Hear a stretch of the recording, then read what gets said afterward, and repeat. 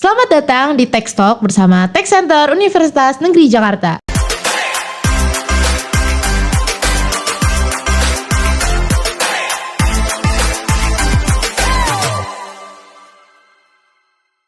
Bersama saya, Hani Rosalina, yang akan menjadi pemandu Sobat Pajak dalam podcast di episode 2 kali ini. Nah, di episode kali ini kita akan bahas tentang inovasi teknologi pajak yang membahas bagaimana teknologi modern diterapkan dalam sistem perpajakan untuk meningkatkan efisiensi, transparansi, dan kemudahan bagi wajib pajak. Tanpa berlama-lama lagi, kita panggilkan saja dua narasumber kita. Nah, oke Sobat Pajak, di sini saya juga sudah bersama dengan dua narasumber kita yang tentu saja sudah ahli di bidangnya. Di sini ada Bu Putri Pramitasari sebagai penyuluh pajak ahli media Kanwil DJP Jakarta Timur, dan juga Ibu Yolanda Angelina Togatorop sebagai penyuluh pajak ahli pertama Kanwil DJP Jakarta Timur. Nah, Sobat Pajak, di era digital ini, inovasi teknologi menjadi semakin penting dalam berbagai aspek kehidupan, termasuk dalam bidang perpajakan. Nah, DJP sendiri terus berupaya melakukan modernisasi sistem perpajakan dengan memanfaatkan teknologi untuk meningkatkan efektivitas dan juga efisiensi dalam administrasi perpajakan, serta memberikan kemudahan bagi wajib pajak dalam memenuhi kewajibannya. Nah, menurut Ibu nih, seberapa penting inovasi teknologi dalam perpajakan modern saat ini sih Bu? Dan apa saja yang sudah dilakukan oleh DJP untuk dalam inovasi teknologi? Memang kalau ngomongin masalah teknologi itu ya, sekarang tuh udah sangat amat penting banget gitu ya teknologi gitu. Nah, kalau dari sisi perpajakan sebenarnya nih Sobat Pajak, Direktorat Jenderal Pajak dari dulu sudah selalu mengupgrade gitu ya, mengupgrade terkait pemberian layanan kepada wajib pajak. Misalnya saja contohnya gitu ya, kalau dulu untuk pelaporan SPT PPh Pasal 21 masih menggunakan namanya aplikasi ISPT gitu ya. Kalau misalnya Sobat Pajak nanti boleh nih dikunjungi websitenya pajak.go.id gitu ya, itu kan masih ada tuh aplikasi ISPT. Nah, sekarang cukup kita mengenal istilahnya DJP online gitu ya. Dari DJP online, kalau misalnya Sobat Pajak tahu, mungkin kalau tahunya DJP online itu karena mau lapor SPT biasanya ya. Lapor SPT itu melalui DJP online karena pelaporannya sudah e-filing gitu. Nah, ini juga merupakan salah satu inovasi yang dilakukan oleh Direktorat Jenderal Pajak yang tadinya dulu mungkin ya pas adik-adik ini masih sekolah sekolah dasar mungkin ya. Kalau untuk kayaknya nggak gitu banget ya. Pelaporan SPT itu masih menggunakan hard copy gitu ya. Wajib pajak yang ngantri di kantor pajak atau bisa dikirim via pos, nggak. Sekarang sangat amat mudah. Bisa dari handphone, bisa dari PC, yang penting terkoneksi dengan internet. Begitu juga dengan pelaporan-pelaporan yang lainnya, termasuk juga dengan pendaftaran NPWP. Tidak perlu lagi datang ke kantor pajak, cukup dengan menggunakan handphone atau PC yang sudah terkoneksi internet. Sobat Pajak semuanya bisa untuk langsung mendapatkan NPWP gitu ya. Secara teknologi sebenarnya sudah sangat luar biasa. Direktorat Jenderal Pajak memberikan layanan kepada wajib pajak, tentunya memudahkan gitu ya, memudahkan wajib pajak dalam hal pelaksanaan hak dan administrasi perpajakan. Ini dari Mbak Yola tambahan cukup ya? Sudah sangat jelas. Jadi untuk melapor itu kita atau urusan perpajakan itu kita nggak perlu lagi harus datang ke tempat, berarti bisa dari mana saja ya Bu? Bisa, yang penting handphonenya atau PC-nya itu terkoneksi internet gitu ya. Kang Bahan ini jadi relawan pajak pasti ya. Iya. Sangat merasakan kan bagaimana pelaporan SPT itu begitu mudahnya. Paling ya kendalanya trouble aja gitu kan. Nah, paling itu aja. Nah, untuk pembayarannya sendiri Bu, apakah DJP sendiri udah membuat kemudahan gitu untuk dengan teknologinya? Kalau untuk pembayaran ini yang perlu diedukasi juga kali ya Mbak ya. Kemarin tuh kebetulan kami ada edukasi, tapi memang kepada mahasiswa siswa baru ya SMP gitu. Mereka masih berpikir kalau bayar pajak itu ke kami, ke pegawai pajak gitu ya, atau ke kantor pajak. Bukan ya sobat pajak ya. Jadi kalau untuk membayar pajak itu ke kantor pos atau bank persepsi. Gimana cara bayarnya? Ada yang namanya ID billing. Nah, ID billing itu sendiri tidak perlu harus meminta ke kantor pajak gitu ya, atau ke petugas pajak gitu ya, telepon boleh, masih diperbolehkan, hanya saja wajib pajak sudah bisa membuat sendiri di DJP online-nya gitu. Jadi ketika misalnya sudah tahu berapa kewajiban yang harus dilaksanakan, misalnya oh saya harus bayar pajak sekian gitu. Berarti untuk bayar pajak itu kan kita kenal namanya ID billing ya, yang nantinya akan dibawa ke bank persepsi atau ke kantor pos, atau bisa juga dari handphone mobile ya, mobile sudah bisa mobile banking gitu ya. Tapi harus ada namanya ID billing. Nah, ID billing itu bisa di-create sendiri oleh wajib pajak di DJP online. Jadi sudah semudah itu ya, sudah tidak ada alasan saya belum ini nih, gimana ya, susah. Tidak gitu. Direktorat Jenderal Pajak sudah memberikan kemudahan. Jadi wajib pajak cukup login ke DJP online, dari situ bisa create sendiri ID billingnya, bisa langsung bayar pajak. Jadi semakin sekarang tuh emang bener-bener semakin mudah banget ya Bu. Nah, baiklah Bu Mita dan Bu Yolanda, terima kasih telah menjelaskan dengan baik tentang urgensi inovasi teknologi dalam perpajakan modern. Nah, selanjutnya kita mau membahas lebih lanjut tentang perkembangan terkini dalam teknologi perpajakan dan bagaimana inovasi teknologi dapat memberikan manfaat bagi wajib pajak dan otoritas pajak. Nah, aku mau nanya nih Bu, bagaimana inovasi teknologi dapat memberikan manfaat bagi wajib pajak dan juga otoritas perpajakan? Kalau untuk wajib pajak, seperti tadi sudah dijelaskan oleh Mbak Mita ya, yang terutama terkait pelaporan SPT nih, yang dulunya masih manual, yang masih harus antri sampai jam berapa ya Mbak Mita ya, pokoknya kalau dulu tuh KPP tuh sampai bikin tenda gitu, kayak mau kondangan gitu ya. Kalau misalnya WP mau lapor SPT tahunan, apalagi kalau menjelang akhir Maret tuh 5 hari 4 hari sebelum akhir Maret tuh pasti WP sudah banyak banget yang antri, dan tentu saja itu pasti tidak nyaman ya untuk WP gitu ya. Pasti tidak menimbulkan ketidaknyamanan untuk wajib pajak, sehingga tentu saja DJP sudah melakukan berbagai jenis inovasi, tentu saja sudah mengikuti perkembangan teknologi ya Mbak Mita ya. Tidak mau ketinggalan tentunya DJP ya, mengikuti perkembangan teknologi tentunya itu nanti untuk meningkatkan kenyamanan wajib pajak dalam melaksanakan hak dan kewajiban perpajakannya. Nah, kalau dari segi jenis layanan yang diberikan oleh DJP juga sudah semakin baik ya Mbak Mita ya, untuk berbagai jenis layanan yang disediakan oleh DJP juga sudah semakin mudah dijangkau oleh wajib pajak, tidak perlu harus langsung ke KPP. Kemudian DJP juga punya aplikasi M-Pajak. Nah, M-Pajak itu kalau nggak salah juga bisa untuk bikin billing ya Mbak Mita ya.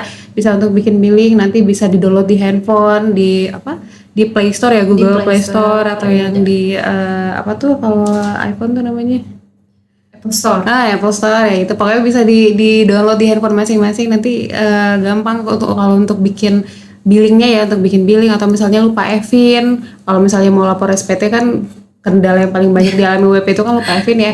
Nah, untuk lupa EVIN juga bisa melalui aplikasi M-Pajak. Pokoknya dari DJP itu sendiri sudah menyediakan berbagai jenis layanan yang mudah dijangkau oleh wajib pajak, sehingga nanti wajib pajak bisa lebih mudah dalam melaksanakan hak dan kewajiban perpajakannya.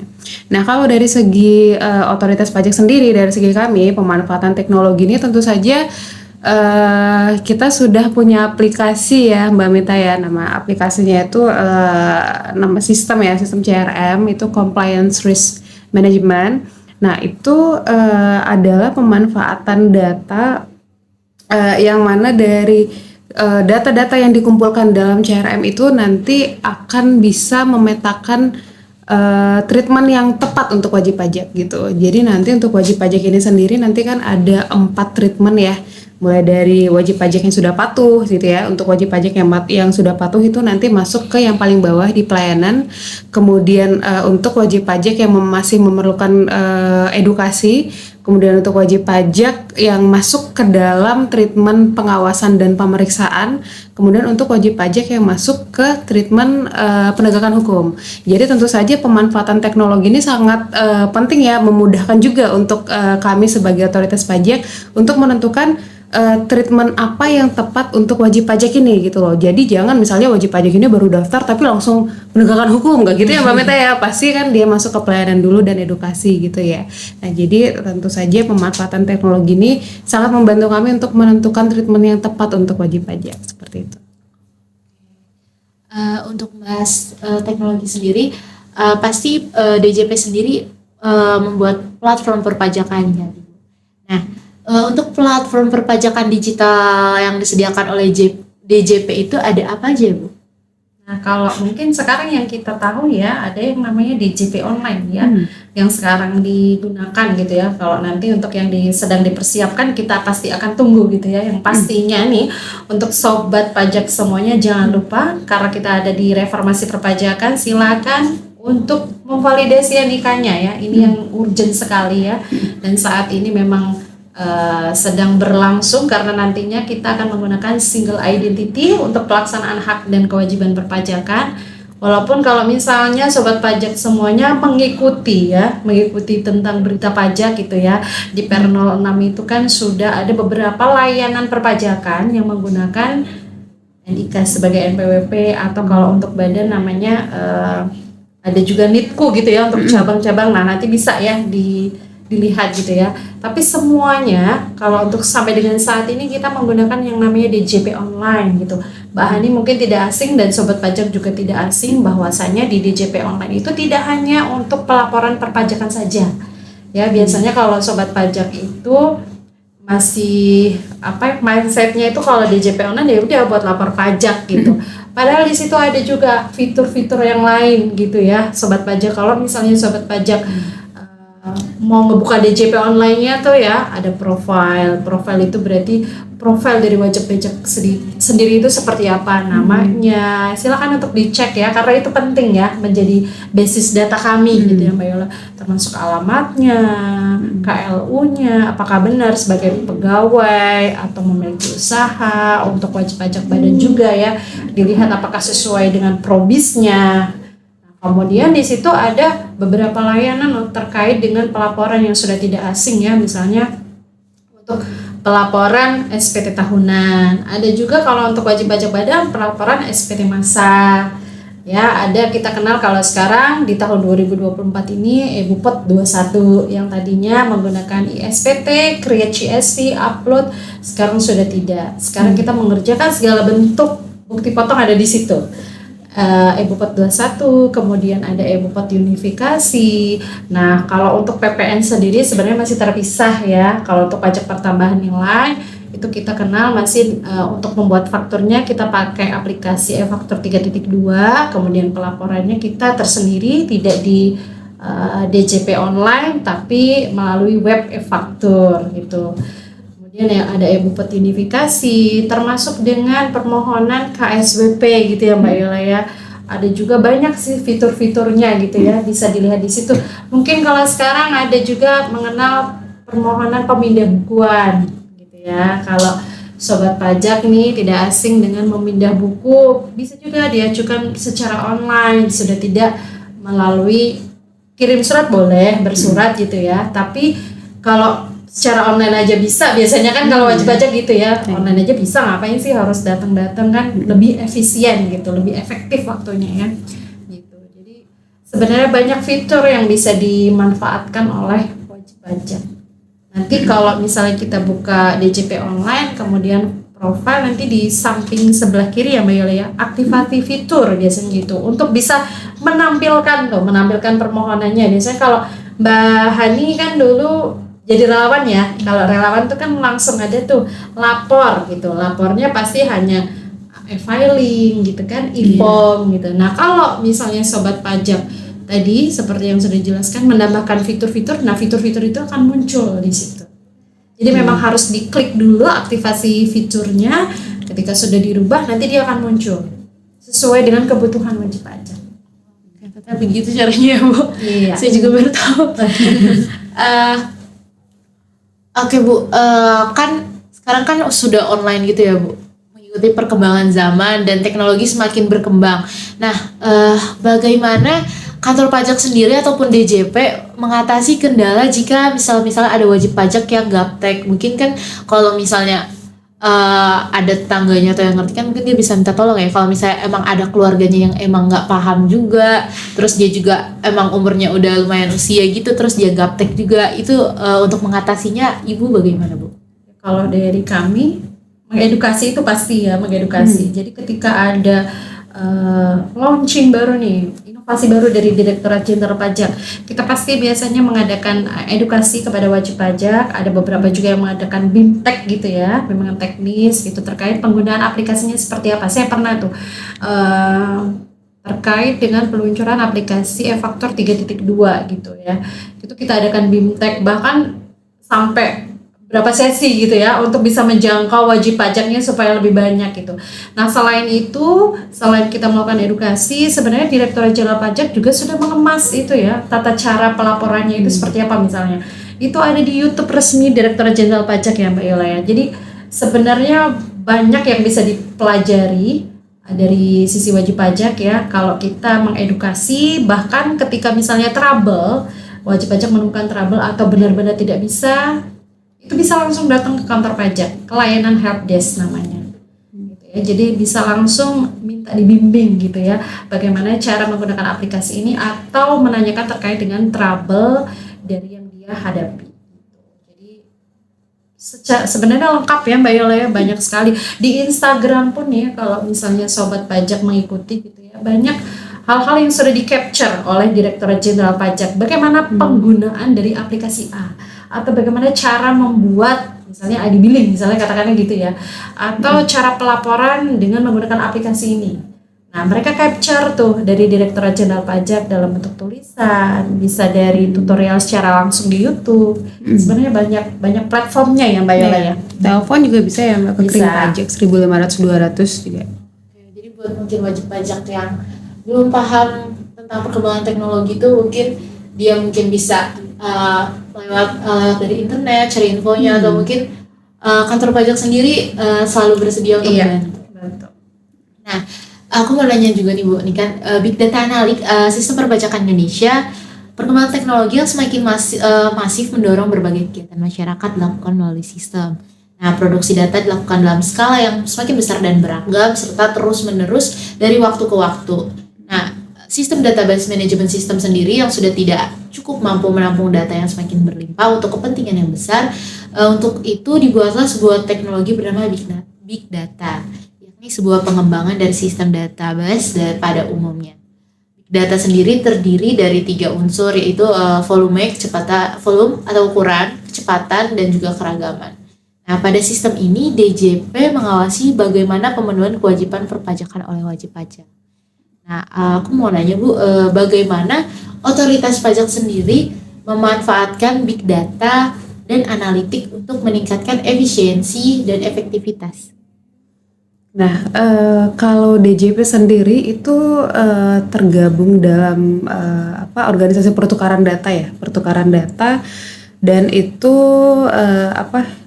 misalnya nih dari DJP ini mengumpulkan banyak sekali data terkait wajib pajak dan pertukaran data wajib pajak. Misalnya dari bank ini memiliki kewajiban untuk melaporkan data nasabahnya ya Mbak Mita ya, data nasabah yang memiliki saldo minimal berapa saya agak lupa. Jadi dari bank sendiri juga melaporkan ke DJP, terkait dengan kekayaan nasabah yang ada yang disimpan di dalam bank itu. Kemudian dari ILAP ya Mbak, instansi, lembaga keuangan, asosiasi lainnya, itu kan ada DJP itu menampung semua data dari wajib pajak. Kemudian dari misalnya wajib pajak membeli tanah gitu ya. Nah, pembelian tersebut pun, transaksi tersebut pun itu nanti akan dilaporkan ke DJP. Jadi kami kan memiliki banyak sekali data ya. Banyak sekali data terkait dengan transaksi-transaksi yang dilakukan oleh wajib pajak. Nah, data itulah tadi yang diolah dalam aplikasi yang tadi saya bilang, dalam aplikasi CRM, Compliance Risk Management, yang kemudian berdasarkan data-data itu nanti akan menentukan treatment mana yang harus digunakan, yang treatment mana yang tepat digunakan untuk wajib pajak itu, seperti itu. Nah, kalau misalnya nih ada wajib pajak yang masuk ke dalam treatment pengawasan gitu misalnya ya. Kenapa dia masuk ke dalam treatment pengawasan? Tentunya karena mungkin karena mungkin ada data-data yang kami dapatkan dari pihak lain itu masih belum dilaporkan misalnya dalam SPT tahunannya. Nah, itulah nanti yang akan kami konfirmasi kepada wajib pajak seperti itu. Jadi tentu saja untuk pemanfaatan big data itu akan sangat penting dan akan sangat mendorong kami ya untuk dapat menggali potensi terkait dengan pemenuhan kewajiban wajib pajak itu sendiri. Seperti itu.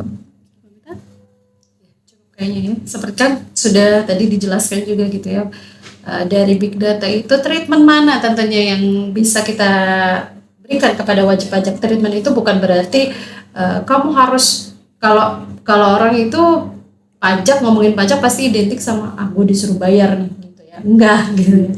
Jadi sebenarnya ya sobat pajak, bahwasanya kami ini di sini mengedukasi, memberikan pemahaman kepada sobat pajak sekalian gitu, bahwasanya pajak itu tidak semenakutkan itu gitu ya. Kalau sudah patuh ya pasti akan nyaman dan aman, tenang aja gitu. Toh kalau misalnya ada sesuatu yang harus dikonfirmasi ya tinggal dikonfirmasi saja. Bukan berarti ketika sudah diberikan surat dari kantor pajak atau misalnya diminta datang itu udah pasti langsung disuruh bayar, itu enggak gitu ya. Jadi kita ini di sini tugasnya hanya memberikan pemahaman kepada wajib pajak. Ketika memang ada yang belum sesuai dengan ketentuan, mari kita bantu untuk dibenarkan sesuai dengan ketentuan gitu ya Mbak Yola ya.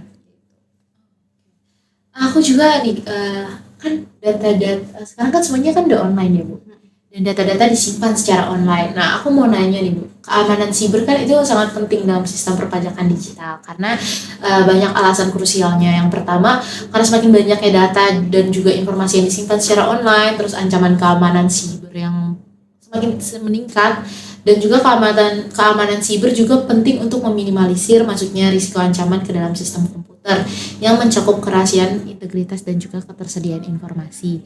Nah, untuk DJP sendiri bagaimana menjaga keamanan data wajib pajak dari serangan cyber itu, Bu? Kalau terkait hal ini ada di tempat kami namanya Direktorat TK ya Mbak ya, yang bertugas terkait dengan cyber ini ya. Kemarin juga baru ada penyuluhan gitu dari sana. Jadi memang kalau untuk secara sistemnya namanya, jujur saja saya kurang paham gitu ya, nama aplikasinya dan sebagainya. Tapi Direktorat Jenderal Pajak selalu mengupgrade gitu ya, selalu mengupdate gitu, menjaga kerahasiaan data ini sangat amat penting bagi kami gitu ya. Jadi kalau sobat pajak tidak perlu takut karena Direktorat Jenderal Pajak selalu rutin ya Mbak Yola ya, terkait dengan ancaman cyber ini juga saya lupa tapi nama ininya ya, nama aplikasi atau apanya gitu waktu itu ya disampaikan gitu. Tapi memang Direktorat Jenderal Pajak dalam hal ini khususnya Direktorat TIK selalu melakukan apa sih, semacam blok atau apa gitu ya, seperti ada warningnya ketika misalnya memang ada identifikasi itu mereka langsung blok gitu.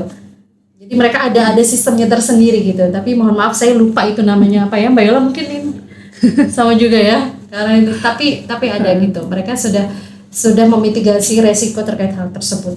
Ada. Berarti untuk data-data yang ada di perpajak itu selalu diupayakan untuk selalu aman ya Bu? Betul. Oke. Mbak Ibu Yola dan Ibu Mita, sebelum kita akhiri podcast ini, alangkah baiknya Ibu Yola ataupun Ibu Mita dapat memberikan kalimat penutup untuk topik inovasi teknologi pajak kali ini. Inovasi teknologi. Ya, mungkin untuk sobat pajak semuanya jangan pernah takut kalau misalnya ditanya tentang pajak gitu ya. Jangan pernah takut kepada kami gitu, karena kami selalu terbuka untuk Anda. Jika bukan Anda yang membangun negeri ini, siapa lagi gitu ya. Semakin mudahnya sekarang untuk melaksanakan hak dan kewajiban perpajakan, jadi kami harapkan juga semakin semangat untuk memenuhi hak dan kewajiban perpajakannya dari sisi wajib pajak sendiri ya. Untuk sobat pajak semuanya juga, mari kita sama-sama membangun negeri ini. Pajak kuat, Indonesia sejahtera, APBN sehat.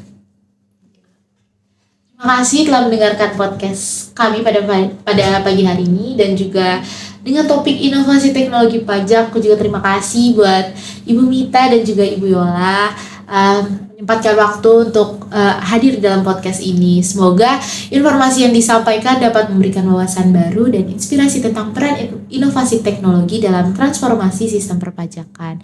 Dan dengan penerapan teknologi yang cerdas, kita dapat memperkuat efisiensi, transparansi, dan juga keamanan dalam mengelola kewajiban pajak. Mari terus berinovasi dan berkolaborasi untuk menciptakan masa depan perpajakan yang lebih baik. Sampai jumpa di episode podcast selanjutnya. Terima kasih.